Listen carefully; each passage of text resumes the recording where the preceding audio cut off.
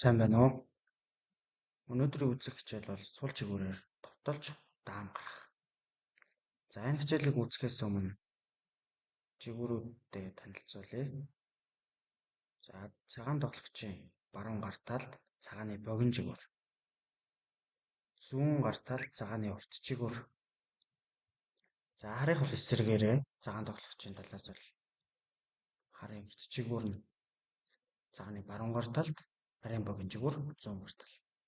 За ингэж байрладаг байна. Мөн хэдүүлэнд нь ашиглагдах шугамнууд гэж байгаа. За энэ бол хөлгийн хамгийн олон нүдтэй буюу 10 нүдтэй хамгийн урт шугам. За энийг гол шугам гэж нэрлэдэг. За харин эсрэг талд нь хос 2 шугам байдаг. Хосоосон шугам гэж нэрлэдэг. За эндээс юу хэлэх гээд байна вэ гэхээр цагааны баруун гар талд буюу хосоосон шугамтай талд ерөнхийдөө богино жигүүрүүд явна. За эсрэгээрээ гол шугамтай талд уртын жигүүрүүд явна. За тэгэхээр хос шугамтай буюу цагааны баруун гар талд богино жигүүр байна.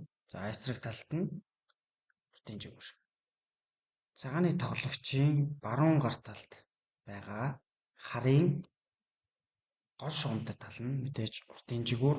За хос шугамтай тал нь богино жигүүр нь болдог. За ингэж жигүүрүүдэд байна.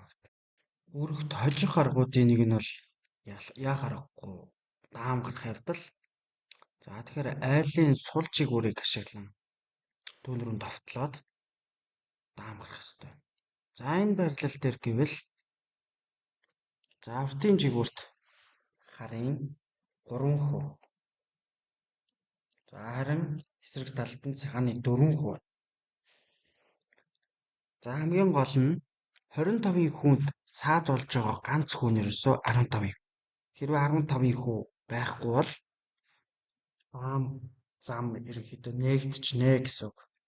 За энэ байрлал дээр яах вэ гэхээр 25-ыг 20 нөгөөд за ингээд солилцоод харын уртын жигүүрлэн товтолчих. Одоо 20-ын хүүнд за аппроч өгөөд ингэж хорихгүй байх юм бол ерөөхдөө даам гарчиж байгаа. Энэ дээр гэх юм бол ингээд нэг хүүгээс сул өгөөд 5-ын эсрэг 4 болчихж байгаа гэсэн үг.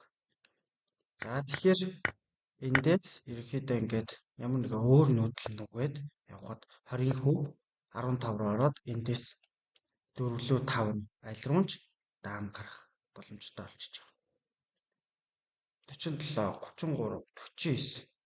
За 36. Энэ дөрвөн хүү айлыг ерөнхийдөө даам гарахаас нь сэргийлчин мөн 2 нүүдлийн дараа цагааных даам гарч учраас ингээд харихыг даам гараад хожих арга байна гэж.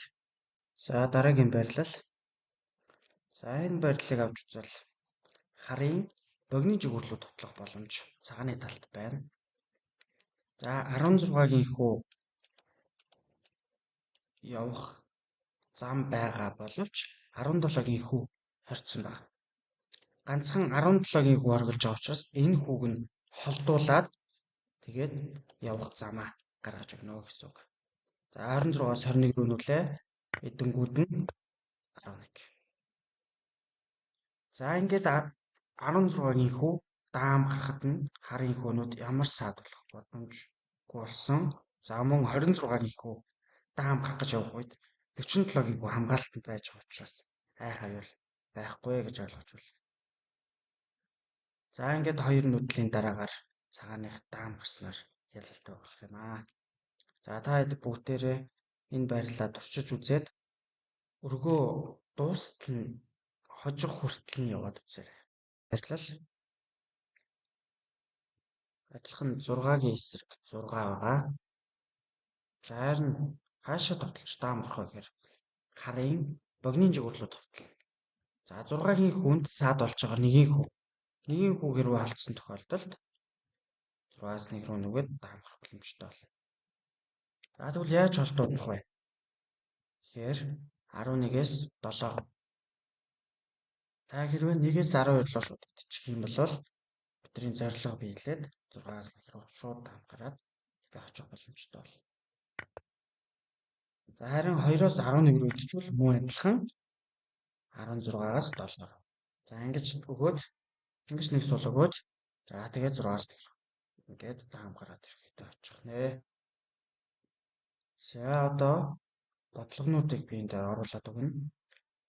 Тэгээд гэртээ бодоод зэрэг. За энэ бодлогонууд нь зөвхөн цагааны талаас сул чигүүрээр тутлаад даам гарч хожих бодлогод байгаа шүү.